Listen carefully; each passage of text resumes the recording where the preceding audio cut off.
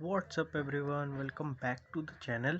So today we are gonna discuss about the characteristics or silent features of PPP, which is public private partnership.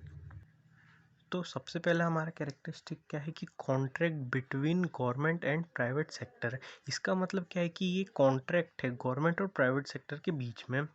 फिर इसमें क्या लिखा है देखो, public private partnership is stabilised through a contract between government and private organisation for running and implementing a project mean for the benefit of public. मतलब public के benefit के लिए किसी भी प्रोजेक्ट को करने के लिए इस दोनों पब्लिक प्राइवेट पार्टनरशिप का कॉन्सेप्ट लाया गया है। दोस्तों आप बस ये ऐसे जो हेडिंग दी है ना इसको पढ़ो, बाकी आप अपने मन से मेरे को पक्का पता है कि बना लोगे। तो बस आप हेडिंग पढ़ो, फिर ये अपने आप बनते जाएगी इसकी डेफिनेशन। दूसरा क्या है, पर्टिकुलर प्रोजेक्ट। मतलब ये जो पीपीपी है मतलब पब्लिक प्राइवेट पार्टनरशिप, ये मतलब किसी पर्टिकुलर प्रोजेक्ट हो जाता है या फिर किसी भी चीज़ के लिए। मान लो ये जैसे यहाँ एग्जांपल लिखे, एक्टिविटी पर्टेनिंग टू क्लीननेस, मतलब कहीं पे साफ सफाई करवानी है, उसके लिए सरकार ने पब्लिक प्राइवेट पार्टनरशिप कर ली। या कंस्ट्रक्शन ऑफ रोड्स ब्रिज, ये सब के लिए पब्लिक प्राइवेट पार्टनरशिप गवर्नमेंट करती है। अगला क्या लिखा है, चॉइस ऑफ गवर्नमेंट। इसका मतलब होता है कि the government enjoy the sole right to choose the partner with whom the contract is to be made. मतलब गवर्नमेंट के पास ये राइट रहता है और वो इंजॉय भी करती है सोल राइट को कि वो कॉन्ट्रैक्ट किसके साथ करना चाहेंगे। मान लो किसी टाटा ग्रुप के साथ उनको किसी ब्रिज बनाने के लिए कॉन्ट्रैक्ट करना है, तो वो केवल टाटा ग्रुप के साथ करेंगे, उन पर कोई कंपल्शन नहीं है, मतलब कोई प्रेशर नहीं कि आपको किसी के साथ भी करना पड़ेगा। तो ये कैरेक्टरिस्टिक हो जाती है।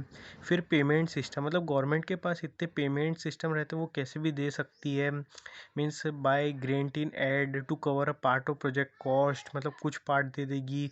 Bye authorising the partner to levy charge on the seize facility provided toll tax on bridge road etcetera. मतलब वहाँ पे उसको ऐसे बोल देगी कि तुम यहाँ पे टोल नाका बना लो और जो भी लोग यहाँ से जाएंगे कार वार लेके, उनसे तुम टैक्स लेते रहना, मतलब टैक्स नहीं, चार्ज लेते रहना, उससे पैसे ले लो।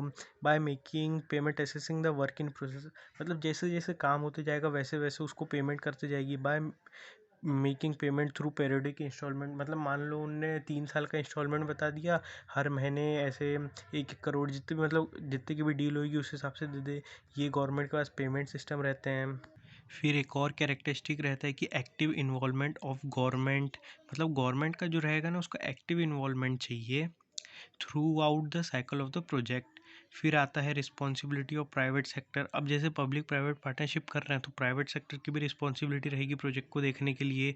फिर आएगा स्पेसिफिक पीरियड फॉर ऑपरेशन और मैनेजमेंट, मतलब the public private partnership operation और management is confined to a specific period. After the expiry of such period the arrangement with the private sector comes to an and.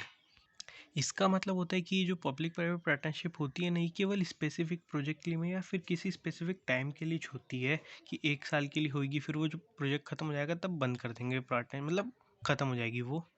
फिर आ जाता है आखिरी point, sharing of risk. मतलब the public private partnership project is launched for sharing the risk between public sector and private sector.